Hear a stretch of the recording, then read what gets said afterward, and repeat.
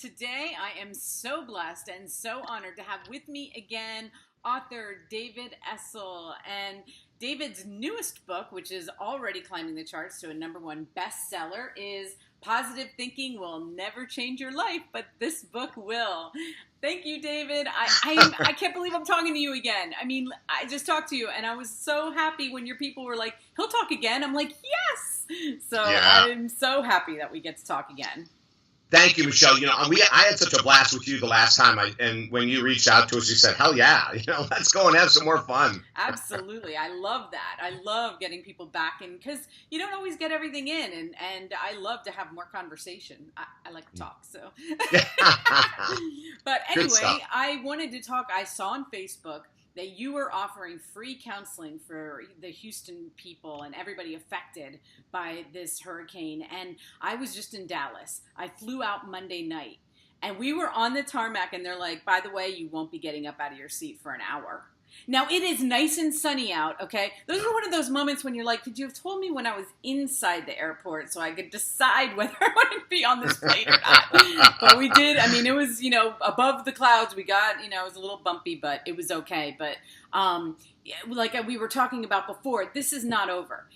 Yeah. For people that think that who have never been through a hurricane, this is not over. This is just getting to the actual bad part. The bad part's like the hurricane, and then the worst part is the recovering from the hurricane. So what made you think of that, of offering that kind of help for anyone who wants it? Michelle, first of all, the #1 thing I believe in the world of personal growth is we always need to be looking to help those who are disadvantaged. That's just rule #1. If you're going to be a counselor or a coach or whatever it might be, is that you really you come into this world with a mission. And a lot of us don't find it until later in life. Some of us, like myself, found it very young. I'm very fortunate. And so, whenever there's a chance to help people, we do. But then on top of that, I have a personal experience. In 2004, one of the worst hurricanes that ever went through Florida was called Hurricane Charlie. I live on the west coast of Florida, the opposite side of the coast from Miami. And Hurricane Andrew was the worst hurricane, I think, that ever hit the state of Florida. But in 2004, 13 years ago, there was a lot of surprises. I lived in a tiny town just north of Fort Myers, Florida, called Punta Gorda. The Hurricane Charlie was coming. It was supposed to go up and do a direct hit on Tampa. So we're all pretty much, ready we got extra water and extra this and extra that, but we're not ready for a direct hit because it was never supposed to hit us. And then all of a sudden, as it hit to Fort Myers, it did what they called a jog, and it jogged directly east, and it hit Punta Gorda head on, this tiny little community that I live in.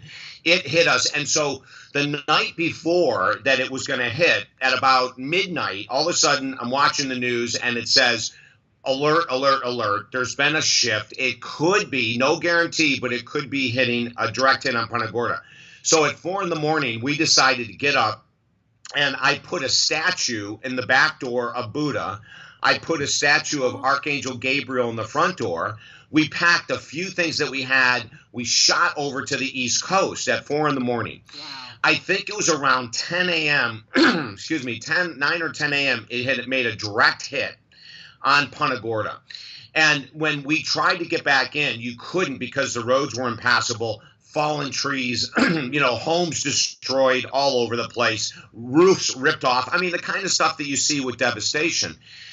It wasn't 3 weeks until we could get back even into the house. There was looters. It was mayhem. They had the National Guard called in. So we jumped from hotel to hotel because the hotels would say, you know what, you booked us for 3 nights. We're sorry, we're overbooked. So we hopscotched for 3 weeks. It was horrendous. When we finally got back to my neighborhood and they had cleared enough road where that you could drive through, we saw like the house across the street from me was flattened.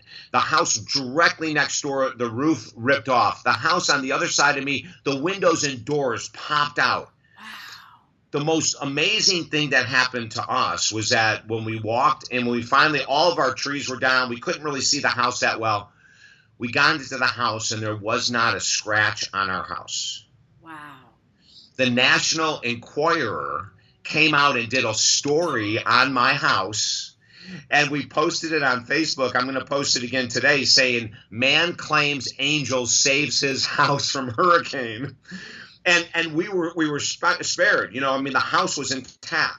But the coolest thing that happened after that is that because our neighborhood was so destroyed, I put a post on Facebook saying, hey, you know what? All my friends in Fort Myers, 45 minutes away, I don't know if anyone has any big rigs, bulldozers and stuff like that, because our neighborhood is destroyed.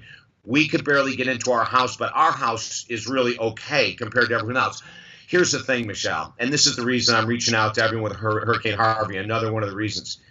Within 12 hours, we had 50 volunteers from Fort Myers, chainsaws, bulldozers, ditch diggers. I mean, everything you can imagine. Our neighborhood was swarmed by people that I knew on Facebook, and a lot of people I didn't know at all that came in. They spent 12 hours, 30 to 40 people, 12 hours, and they made the biggest difference in my life and in our neighbors' lives. Like we still didn't have power. We didn't have anything whatsoever. But after that happened, and then this kind of thing happens, I can't go to Houston, or I can't go to Texas. I can't go to Louisiana. Not too many people can get in.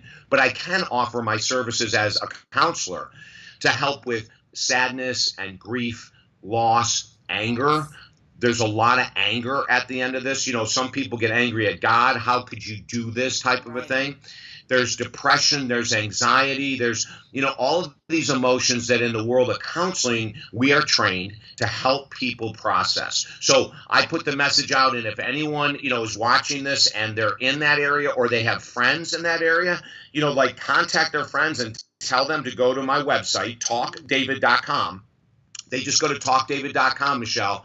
They send us an email, and my staff will get them booked. And we're doing free 20-minute sessions so we can get as many people as we can to try to help them move through this tragedy. Because what you said earlier, the hurricane is horrendous, but, it takes months and months and months afterwards of dealing with the loss, the grieving, the sadness. And with Hurricane Charlie, I offered my services, as a counselor to people in our community. And there were people 6 months later contacting us who were still in intense grief because they were living in a shelter still. 6 months later, they're living in a shelter. 6 months later, there's still like 20 people packed into a house, and the grief and the sadness and the emotion is so tough that even 6 months later, people might need counseling. Yeah, exactly. And I just think that it's so awesome for everybody. Like you said, we can't all go down there, but we can do what we can do. And to offer like a service, like when I saw that post, I was like, that is brilliant, because yes, the Red Cross needs money. People need money. But the other thing I saw, the other post I saw, like they say they need boats. All of a sudden you see just lines of boats going down. I mean, people want medical personnel. I mean, everybody just pitches in and does what they can. And that's what makes it better. Yeah. And you know what? When you're in the middle of it and you're grieving, and you're, like you've lost all of your mementos from the past, all family pictures, money, jewelry, a lot of physical things that are important to people. We can't say it's not important. Right. And then you see a boat come down your street. And then you see, and like what happened again, going back to Hurricane Charlie, some of these people brought like 50, 60, 70 bags of ice. Ice is a commodity that's so needed after a hurricane. And I'm watching these trucks pull up and outside of our yard, and this guy gets out and he goes, hey, we've got 100 bags of ice. We're going to start going around the neighborhood and just giving all of your neighbor. I mean, I get emotional. I know. I'm like, I saw somebody saving animals a video this morning, and I was like, see, it just takes everybody, every little thing together to make a community. And I think what shocked me being in Dallas during the hurricane was that it didn't directly hit Houston. It didn't directly hit Houston. So when it started coming in, when news started coming in that it wrapped around, that's the thing about hurricanes. It comes to the land, but then you don't know what it's going to do when it comes back around. And Houston just got hammered, and we were all just shocked because we thought it was over, and it wasn't even near over. you know? Yeah. And, No, you know, no. it's, I don't remember like with Katrina and everything, but a yeah, lot of communities, it's 2-3 years. right. It's a long time It's a before, long time. there's a semblance of normality. And so we got to bunker down. We got to Yep. ask for help. Something that my publicist TJ sent out a press release today. And one of the things that we said in the press release is you've got to ask for help. Don't isolate. Don't shut down. Right. When we're depressed and anxious, we have a tendency to isolate and shut down. Fight that with all of your power and ask for help. And what would you say, as I know that you are a minister, right? Mm-hmm. I mean, you are. Okay, yeah. So before we start talking about book writing, what would you say if somebody, when they call for counseling or help and they say, I don't feel God, I don't feel, what do you tell them? Well, one of the most important things, it's called jumping the process. You don't have people jump their process. If they're in a place of anger at God, you allow them to stay angry at God. I mean, as an all-faith minister, I work with Jews, I work with Muslims, I work with Christians, I work with Buddhists, I work with Hindus. It's like we work with everyone, and we never jump the process. If they're not ready to pray, you don't pray. If they're not ready to talk about, the gratitude they have that God saved them and their dog, then you don't talk about gratitude. Seriously. A lot of quasi-psychobabble psychologists, and meaning people in the world of personal growth that have good intentions, but they really don't know what they're doing, can cause great damage when they say to someone, I know, but let's look for the good in what you're going through. It's like, screw you. I'm not in a position to look at the good. So my situation as a counselor and a minister, I say, I'm going to meet you where you are. I'm going to be a listening. I'm going to have the biggest ears in the world. I'm not going to give you advice unless you ask for it. I'm going to sit and allow you to process your pain, your anger, your rage, your sadness, your anxiety, your depression. That's what my role is. If you want me to help, I'll give you a thought, but that's not what my role is. My role is not to fix, to heal. My role is to be there so someone is actually going to listen and not give advice, Michelle. That is awesome, because that is true. So many people will be like, but everybody in your family's safe. Isn't that what matters? You lost material things, but so what? You have you have your health, you have, and people are like, okay, then you kind of put that, I feel like you kind of put that down then, because you're like, well, I'm supposed to be happy about this, but I'm not happy. Right. I'm pissed, Yeah. And for whatever emotion they're in, the only way that emotion starts to move is if someone allows them to feel it and to express it. So what happens is, going back to well-meaning people don't want to sit and hear someone's sadness, anger, rage, depression, anxiety, because it takes a lot to sit and listen to someone who's really hurting. So we don't want to take on their pain. So what we do is we say, okay, well, listen, are you alive? Let's be grateful for that you're alive. Well, that person may not be in a situation that they want to have gratitude for a freaking damn thing. Right. And we need to respect that. Right.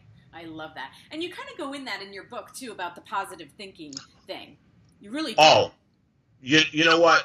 I mean, Michelle, it is a huge part of our book. And one of the things, we've got some incredible stories in the book. Diane Gray, in the very first chapter, her son, when I think he was 4, when he came down with a disease that's similar to Lou Gehrig's disease.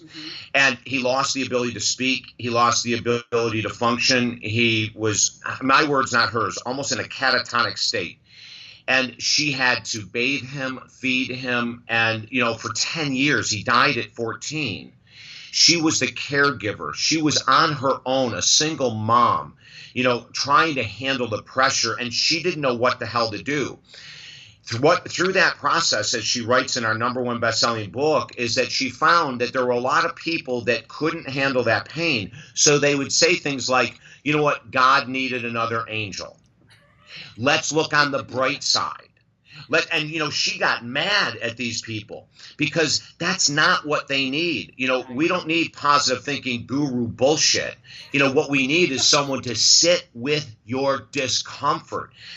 Scarlett Lewis, at the end of the book, another, and I'm just going to hold this up again for people that don't, Yes. Positive thinking will never change your life, but this book will. The myth of positive thinking, the reality of success.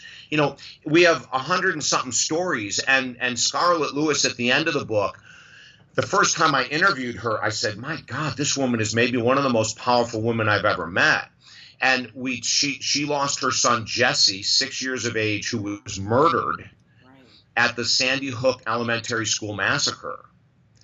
And, and the same thing she said to me. She said, David, I had all these well-intentioned people that were saying all these like cutesy positive stuff, but it hurts more than it helps. Right, it does. And how she got through forgiving the murderer of her 6-year-old was by processing the anger, rage, resentment, sadness, loss, grief. Like she processed every emotion in the world. And that's the only way she got to a place, Michelle, where that she could forgive Adam Lanza, the killer.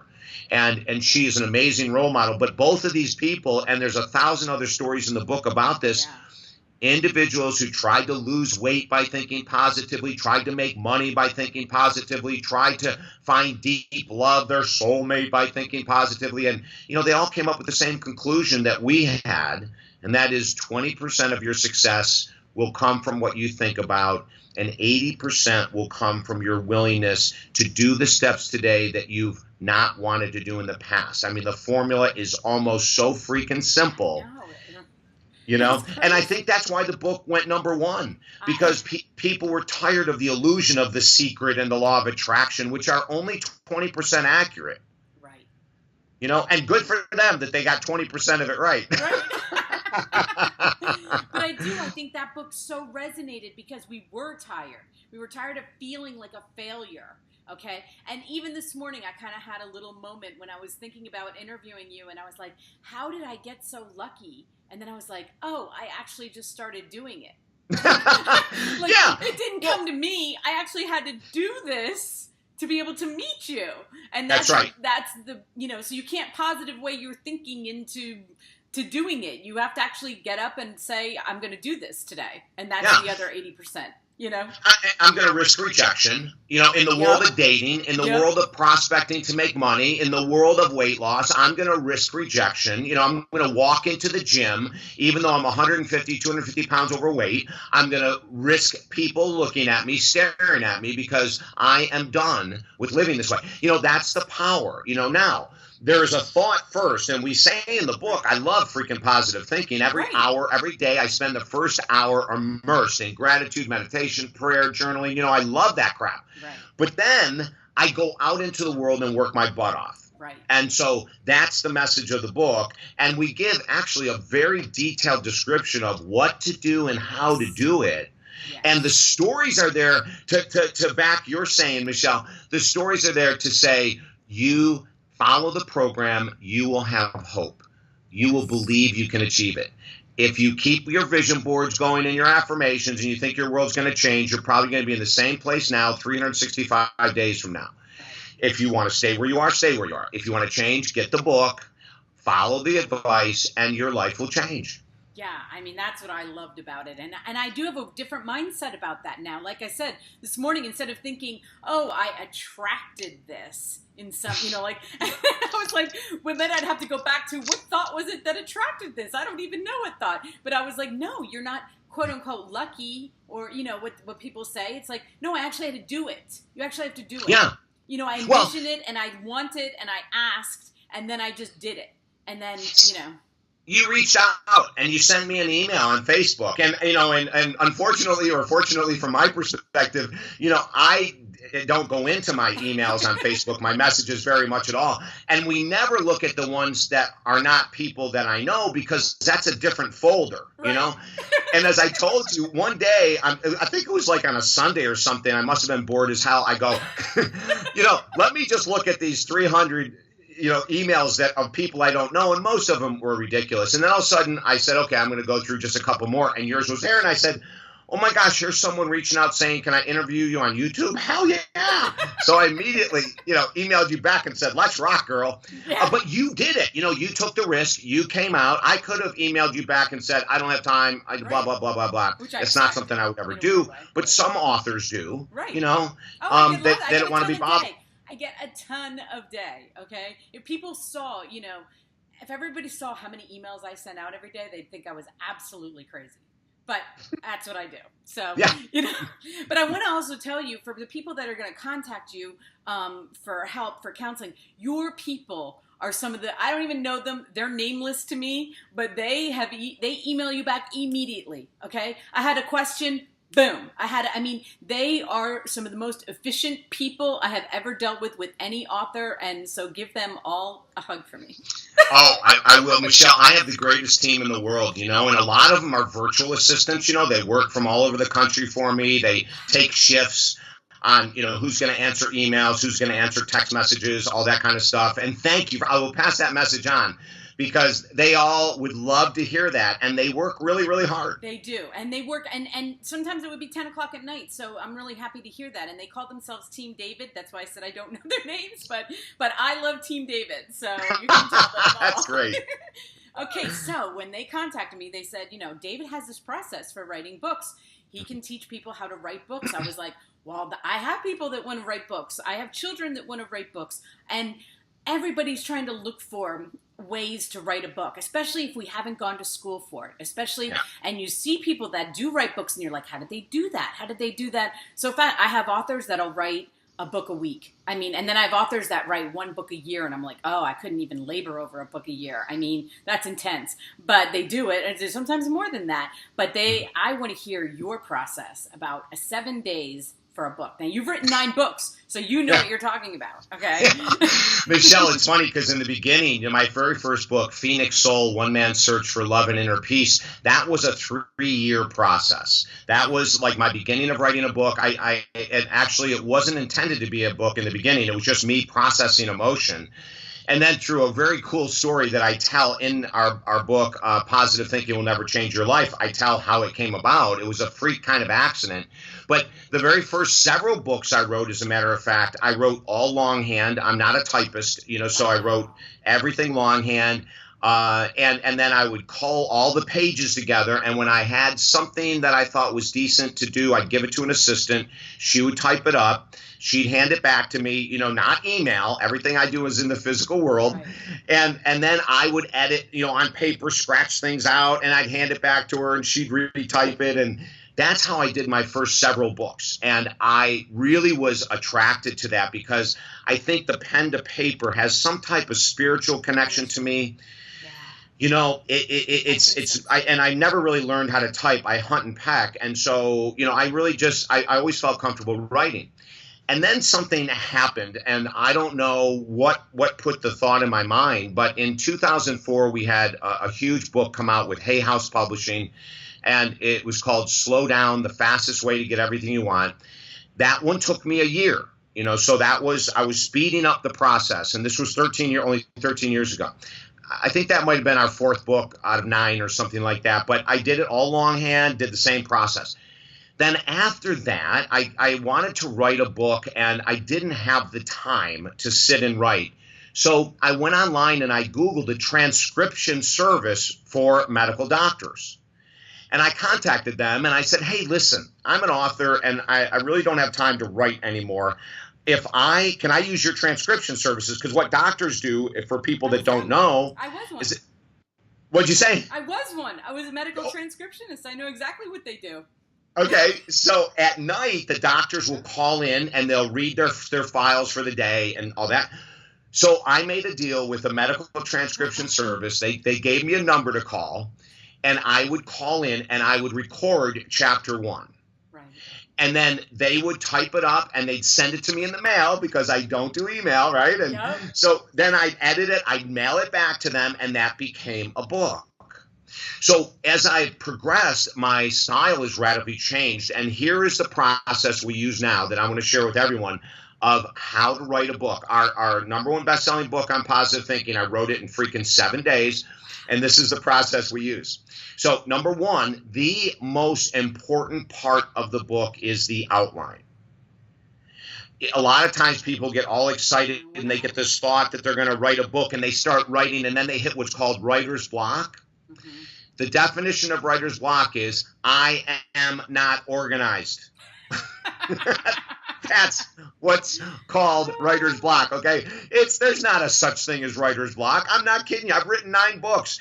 If I would have hit writer's block, it's only because my outline was not detailed, was not scrupulous, was not like this most incredible thing to write from. So if you're a writer and you're hitting writer's block, contact me at talkdavid.com. I'll take you through how to write the most killer outline. Or if you're brand new to writing a book and you want to figure out how, the outline is the most important part. So what I did with my last book, and this part of it is very similar to all my other books. So before I start writing, it's about probably 8 months out before I start writing a book. I start jotting down notes. Now, remember, I'm a very physical world guy. I have manila folders, Michelle, and I'll write down, the story about my friend NFL all-pro linebacker Keith Mitchell. Right. And I'll write that down, and I'll just stick it in the folder underneath stories. And then I'll say, here's a great title for chapter 1. And I'll write a chapter, and I might have 15 great titles for chapter 1, 2, 3, 4, 5, 6, 7, 8. But I don't worry about, is this good or is this bad? When an intuitive thought comes up about the title of the book, a story to use, the points I want to make, I have folders for all of them. Now, of course, most of you who are much more advanced human beings than I can do this on a computer. You can have files on your computer, right? I don't want to touch that stuff.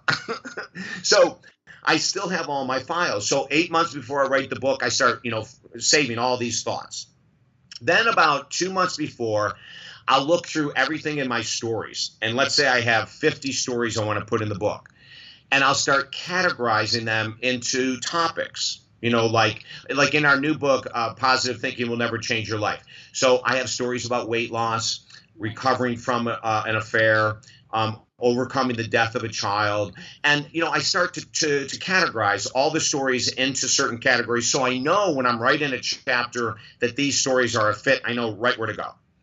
Then I look at all my titles for the book, and I go, oh, wow, these 17 suck. I'm throwing these out, and I might be left with 3. So I'm narrowing it down, and at this point, I'm probably spending 3 or 4 days a week, 15, 20 minutes a day is all that I'm doing. I'm just sort of like getting more focused and more organized. Right. Then 7 days before I'm going to actually write the book, I spend an hour or 2 hours a day writing out the entire outline. Chapter 1, here's the principles I want to cover. Here's the end result I want people to get from it. Here are all the stories that are relevant to those 6 principles in chapter 1. And I get it highly organized, Michelle, extremely. Then I go to chapter 2, 3, 4, 5, 6, 7, 8, 9. Then I go to conclusion. Now, I've spent a week, a couple hours a day, rewriting outlines. If you were to look at my outlines for the book, it would be like the title of the chapter. It would be, here's point number 1. What about positive thinking is real? And then I'll have bullet points underneath that proving that there's stuff about positive thinking that are great. What about positive thinking is illusion? And I'll have 10 points underneath that with stories. Does this make sense? So it's highly focused. I know exactly what I'm going to do. Then the week that I'm going to write the book, what I've found, because I've gotten totally away from writing at all, is I take my trusty iPhone. This is a 5S. Yes, I'm still way behind the times. And I will pull up an email, and I'll hit the little microphone button, and I will stand there with one hand with my outline, one hand with my phone, and I just rock and roll. I will do the whole chapter 1. And I have to stop, every once in a while because when you record with an email, you only get so many words and then it stops you. So I have to start and stop. I get done with that chapter 1. I go through and do a mini edit on my own, misspelled words, run-on sentences. And then, Michelle, I take that chapter and I send it to an assistant or an editor. They clean it up. And I go on, and so when I started writing Positive Thinking Will Never Change Your Life, Monday was chapter 1, Tuesday was chapter 2 and 3, Wednesday was 4 and 5, Thursday was 6, Friday was 7 and 8, Saturday was conclusion, and Sunday was looking through the whole freaking book and saying, what do I need to change? And in 7 days, the book was completed in regards to the meat of the book. Right. Totally done. Wow. And I was thinking about that. Well, first of all, the first thought I had was because I know you had interviewed Wayne Dyer. And when you were talking about, did you ever hear his one thing that he'd do about the cover or the title? No. He would come up with the title. Just from watching you, I don't know Wayne, but he would come up with the title, and he would take a blank piece of paper and draw the title, and then take one of his old books or another book and put that cover on his book and set it next to him. Okay, cool. So I love that. You know, the visualization, you know, because if you're good with visual, he was a visual guy. So it's like, there's my book right there. Yeah. And he'd be looking at the title. And he also wrote longhand, too. Yes, I know.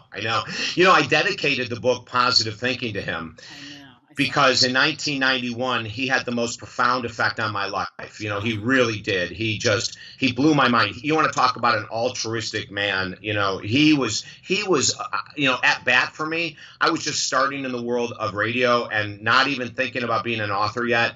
And he was just a huge supporter of mine. So, you know, I owed him a lot, which is why I dedicated the book. I saw that. That's what, you know, and he was, everybody that I've talked to a couple of people who had met him. They say it didn't matter. Like, you met him on the street, you met him in a restaurant, like he, you know, went out of his way. He wasn't like one of those people that was like, don't come near me. Like, that was not that's not how he was at all, you know. No, and you know, he used to tell my producer, he'd say, "Hey, listen, you know, I love being on David's radio show so much. Whenever you need me, just, you know, here's my number. You know, here's my email. You know." And then after a while, we ended up having to go through his publicist all the time. But in the beginning, it was like just so easy to get a hold of him, and he was always so gracious. But you know, as you're sitting here and our audience is watching, if you, and I'm going to give the two categories. You know, if you're in a category where you've wrote a book or two, but you're stuck and you need to upgrade the way that you're writing and your format that you're using, like I did, you know, I mean, Right. 21 years ago. And by the way, it took 21 years to get a best-selling book. So, you know, don't give up. Don't think. I thought every book was going to be a bestseller, of course, but it took 21 years, you know. But if you need help or you're just starting and you're going, okay, I get this idea of outlines, but I want a little bit more help, email me through talkdavid.com.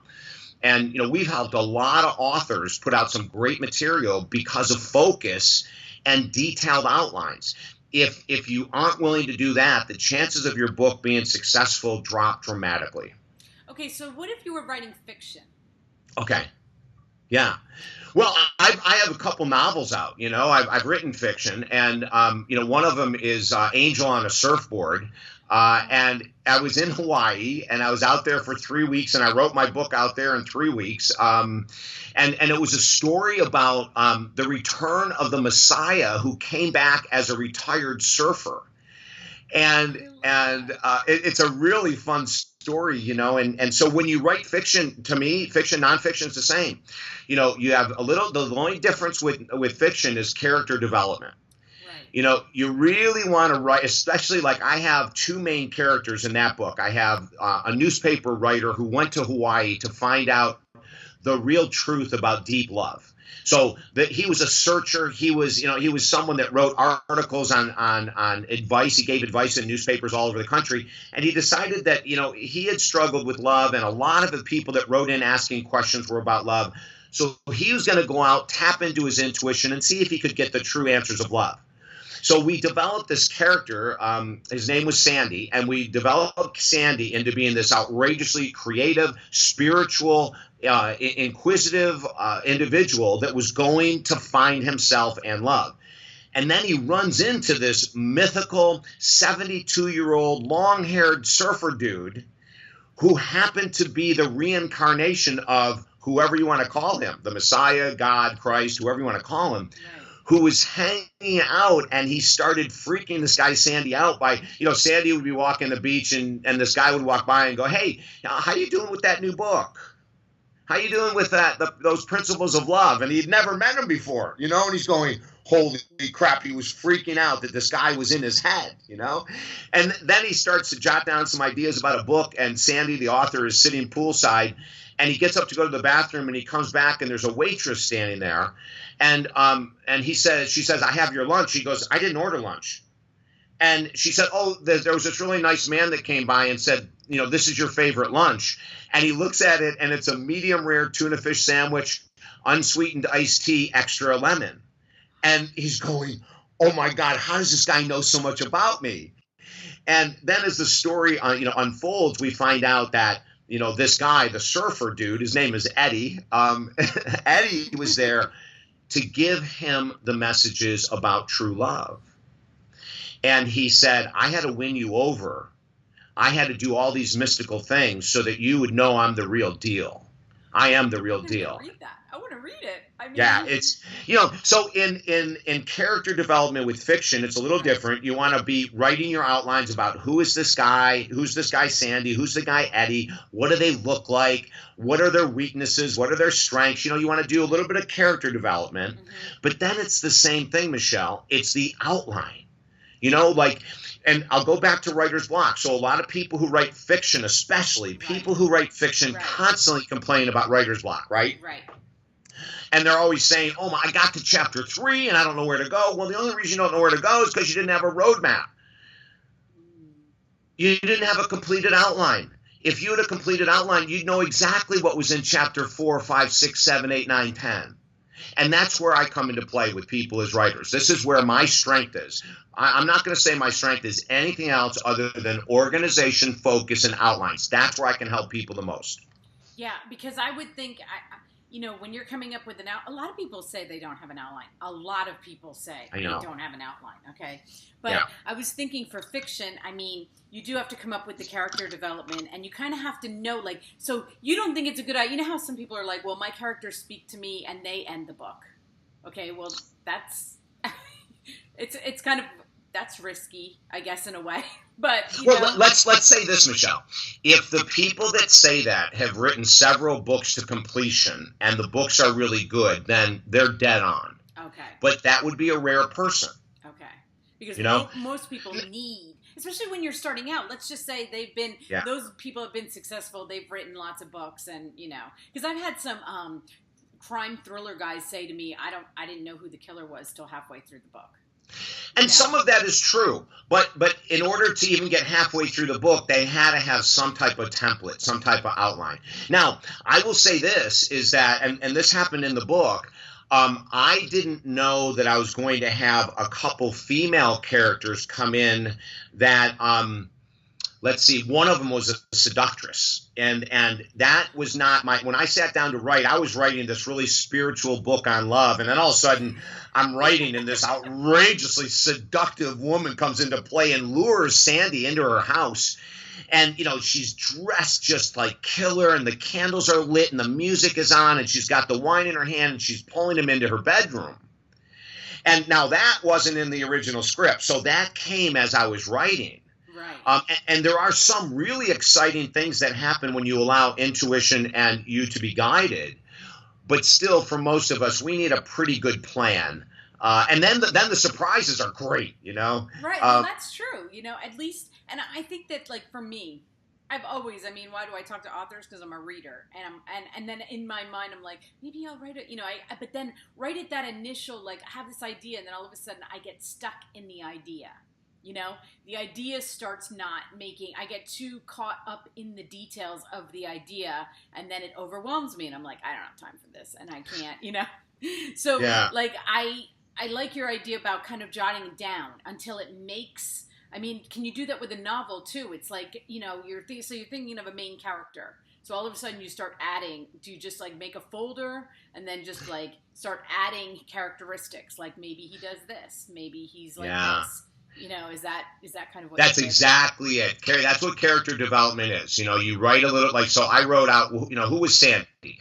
Sandy was a newspaper columnist. He covered love and relationships and success in life. He was incredibly inquisitive. He ate really healthy, and he did all these certain things, and that was my character development for Sandy. Right. Then when it came to Eddie, he was really fun because, he was 72, long hair. He was adored by the Hawaiians because he had been a pro surfer for so long that on one of the scenes, we're at one of the most famous restaurants in Oahu is called Duke's. And Duke's was named after this Hawaiian surfer. I don't know if he was an Olympic gold medalist a long, long time ago, but he was the most famous of all Hawaiian surfers.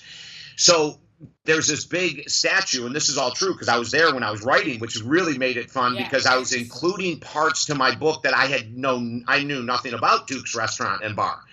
And this big picture, or the big carving statue of Duke on the beach. So as I'm walking the beach, I'm going, oh my God, Eddie is going to speak right at the statue of Duke. He's going to have hundreds of surfers like holding their breath, listening to every word Eddie says. So this was all being developed before I actually sat down and wrote it. Wow. Like I said, I think I'm a visual person too. I think the folder thing is amazing. Right away, I'm already like, yes, I'm going to go get them, and they're going to be colored, and then they're going to be exactly. But I never heard of the dictating thing. I like that. I like that part because you kind of, you have some of it in longhand, but then you kind of can, figure some stuff out with dictating. And now, I mean, dictating is, my 7. I mean, I gotta have something on there that does that. Oh, hell, honey. And you know what? Even if you just did it simplistically and sent an email to yourself, you could dictate an email to yourself. You could print it out if you wanted to print it out. You could read it in physical world. You could put it in your notes selection on your phone. There's all kinds of places to do it. But I really think, and if you're a very expressive, vocally expressive person, like you and I are. I mean, you talk all the time. I talk all the time. It makes sense for our personality types to do a lot of work with our voice. Now, someone who's very introspective, I use the word geek, not as a negative, but because geeks can be outrageously creative and smart as shit. So it's not a negative. Right. But if you have that more introverted personality type and you're not really comfortable speaking, well, then do with your strength, stay with your strength, type the whole thing. There's no right or wrong way. It's just finding the way that works for you, taking chances, risking. But I'm going to go back to rule number 1. If you don't take the time to create an amazing outline, you're going to really struggle. Now, even though let's go back to fiction. Let's say that you're writing a powerful outline for fiction, and halfway through you go, no. I want to add a different character that's going to do this. Well, you can stop and rewrite outlines of what you haven't written yet. That's totally cool. Because some people who are really free spirits, they are probably going to be watching this going, David, that's too structured, that's too organized. But those are often the people that never finish a book, Michelle. And I have a son that's 30, and I might hook him up with you, have him do a little, if he's serious about it. But he's always on the project, I'm writing this, I'm writing that, but he doesn't finish. And then I get a little bit on him. I'm like, you always say it, like, finish it, finish your story, finish, he's got an amazing story. He was a Marine, and this made national news, actually. He was in Atlanta, got drunk, went outside, and a gay man made comments to him and his friend. Unbeknownst to my son, who had turned around to pick up a phone call, the other guy hit the gay man, and they got arrested for a hate crime. And we had to go through the whole trial. I mean, it was bad. He had to quit social media. He couldn't go out without bodyguards. I mean, he had his life threatened because of this whole thing that went down in Atlanta. Wow. Or Savannah, I should say. So anyway, he's got it. And I always say, you should write it. It is a great story. He learned so much. It was the end of his military career, but he changed as a person because of this, But anyway, Michelle, and something else comes up. There's a lot of friends of mine. One of my really great friends, his name is Randy Wayne White. Mm-hmm. Randy Wayne White is a #1 best-selling author of 22 freaking mystery novels. This guy is off the charts powerful. He is so great. How he began is as an article writer for magazines. And he was an outdoorsman. He would go to Australia and write about surfing. He'd go to somewhere else and write about fishing. He went to Cuba and wrote about playing baseball with Fidel Castro years ago. I mean, he was a big traveler, and he wrote articles for Outdoor Magazine and all these different magazines. And because he got so good at articles, his next jump was into writing novels. Right. So even like if I were going to work with your son or someone else that had an interest in writing books, I might even help them begin by writing fascinating articles. Years ago, Playboy used to have I mean, I love the pictures. Don't get me wrong. I'm old enough to know this about the great articles in Playboy. Yeah, right, exactly. This is one of those things where we cover up how much we love the. As a matter of fact, this is funny. I got several former playmates that are friends of mine that they come to me for counseling, and everything, and of course because of confidentiality, I can't mention their names. But it's funny because a couple of them, when I was really young, I would go crazy getting the magazine and seeing them and go, oh my God, if I could. And then years later, I'm counseling them, right? What a trip that is. That's awesome. It's so fun. But they used to be well known for their extended articles. Yes. I mean, killer articles. And so, an article doesn't have to necessarily be, 2 or 3 or 4 pages. You can have 10-page freaking articles that Esquire, GQ, some of these other magazines actually print still to this day, believe it or not. And so sometimes I encourage people to start off with a really powerful article and let's say with your son, let's say your son starts with a powerful article about that then we can put that into a book format with an extended outline. So you don't have to jump right into book writing. You can begin by doing articles and then expand those things. Yeah, and especially, you have blogs nowadays. How easy is it to write an article? I mean, you put a blog out, you put it all over your social media, and all of a sudden you're like an amateur writer, So it's it can be that easy. And I just had a story published, and one of my authors was writing a book that she compiled stories of people who had their parents die from cancer. And so that's another great way. So I did a short story about my mom, and, that's another great way to start writing. But I should have done an outline. I didn't. I just wrote it out. But Well, like some of those that are so that are so personal, right? You may not have to write as detailed of an outline, or maybe in your case, depending on the length of the article, you wouldn't have to write it at all. I mean, when we do blogs every week, and every Tuesday, people, and if you want to join our mailing list, go to talkdavid.com and you can join our newsletter. But, those are short stories that I write, and they're all healing stories, and it's short stories about people I've met that have overcome great odds. And with those, I don't do an outline. I know the people, so I've either worked with them for 6 months or a year, or like yesterday, I did an article about my brother, a blog about my brother, a healing story, about how he turned a failing business into this incredible success. And so, when those kind of personal stories, we honestly may not need an outline, but anything else, odds are we do. Right. And I mean, your videos, do you ever write anything for your videos, or do you just, I told you, I'm a fan of your videos, okay? So do you just think of a thing, or do you write out well, this is what I'm going to talk about today? Or, they look very impromptu, because sometimes you're in the car, sometimes you're outside, sometimes you're, and I always think about do you just come up with I want, something sparks something, or you heard something and you're those videos, I'm telling everybody, go to his YouTube channel, okay? Because personal development, faith, spirit-based, relationships, everything. Addiction, abuse, anything you want to know about. Yeah. You've got a video. So yeah, Michelle, I mentioned to you the last one we did, we have over 1,000 videos on YouTube now. And the answer is no. I don't write an outline for anything. I've been doing this work for 37 years, and I'll drive down the road and all of a sudden I'll go, oh my God, narcissistic codependent relationships. I got to pull over and do a video on this, and some of them are spurred by a recent counseling session. That's what I was thinking, right? You have a counseling session, and then I feel like I've been to a counselor when I watch your videos. I'm I don't have time for a counselor, but I do have time for a 5-minute David video. That'll help me feel better. That's right. Yeah, and and I use the same techniques on YouTube that I would in my office or on Skype, when I'm counseling people. It's the same thing. We present the problem, we present the background to the problem, and then we present the solution. It's the same thing. The only thing different in counseling is that we don't give people solutions unless there's some massive road they're going down that is so deleterious to them. We call it the 10% rule of counseling, is that a counselor should not give advice on what someone should do unless they see peril.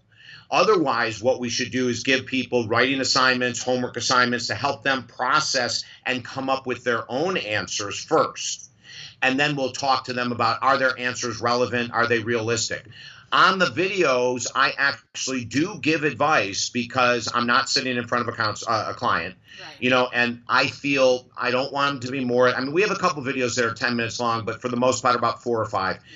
And we just want people to get the basic information that if they want to make a change, here's a nugget you can apply right now, go. And that's the concept of our video channel. And all people have to do is go to YouTube and Google David Essel in the search box, and you'll find it. My way of Googling you is like I put in David Essel, stressed out today, or whatever I'm feeling at the moment, or if I have a relationship issue, or like I said, any kind of or a question, like about alcohol abuse, or my parents suffered from alcoholism. Oh, I want to know more about it. Go in there, Google it, and it comes, and then 5 videos come up. So it's like. Yeah. I mean, YouTube search is so great because, you don't have to wade through 900 of my videos to find the 3 that you want to watch. And I love that too, Michelle. If you have a topic, you've got an answer to it, which I wanted to, in the world of like me doing this, like in entrepreneurship, I saw that you also give advice and you also have one-on-one counseling. Do you do that kind of stuff for people in business too? Do you give them business advice? we do it with everything. We like the blog I wrote yesterday about my brother. He called me up and his business was failing, and I walked him through, and we talk about this on the blog. I walked him through the steps of how to turn his business around, and he did. And so we do business consulting, relationship, addiction recovery. We do financial freedom. We teach a course on financial freedom. I have right now, I'm working with one of the premier filmmakers in the USA, a documentary maker, a filmmaker. This guy is amazing. And I'm taking him through our financial freedom course because he's always made a lot of money, but he hasn't handled it correctly. So, we go through and teach people financial freedom. There isn't anything. Gosh, we've helped people recover from rape, Michelle. The psychological traumas of war. I mean, everything that you can imagine, we work with. Yeah, and that's what I love about your website because it's so, all the topics are right there. And the fact that you do have Skype and you can do one-on-one with anybody, anywhere, and offer them help for any numerous problems. So and that's why I was wondering about the business development type of thing. I knew you had the financial freedom thing, but if you have like a program for people who are like, you know what, I'm going to start working at home, which more and more people are doing. You know, like me, it's like, but I don't make any money, so somehow that has to stop. Yet. You don't make money yet. That's right. But I have lots of fun, but I'm like, oh, someday, you never know. But it's like, do you take, you take people that are saying, you know what, I want to stay at home. I have this one, thing that I like to do, and I want to figure out how to make it a business because that's what I want to do for the rest of my life. And you can walk them through how to do that. Absolutely. We only have a minute left, Michelle, and then I got to jump to a session. But yesterday I started with a woman who is a breast cancer survivor like 4 times, right? It's like amazing. And I'm helping her create a business strictly for people that have been affected by breast cancer. It's going to be home-based. It's going to be out of her house. She's going to offer all kinds of nutrition, exercise, motivational things because she's been battling it for so many years. And so we just started working yesterday and helping her create a business model. And a lot of people that want to work from home, they don't know how to even do a marketing plan or a business plan. Right. And that's okay. I mean. Right. You don't have to. That's where I could help you, and that's where other people could help you too. But go to talkdavid.com and just send me an email. Say, hey, this is my thoughts on business or book writing or whatever, and we'll chat and we'll help you out. Okay, hold up your book one more time. Oh yeah, you're so sweet. Thank you. There it is, because I love it, and I've already given out copies, and I love that book. And also, please go to his website if you are in Houston area and you want help. Go to and get his people. They will help you. They will set up a time for you to meet David, and you can talk to somebody who knows. And I think that's just amazing. It warmed my heart yesterday when I saw that. Thank you, Michelle. And we'll do the sessions on phone. You don't have to worry about even getting a Skype set up or anything. Exactly. We'll just do it via your cell phone. And so thank you so much. This has been a joy talking to you. Have a great day. You too, Michelle. Bye now. Bye.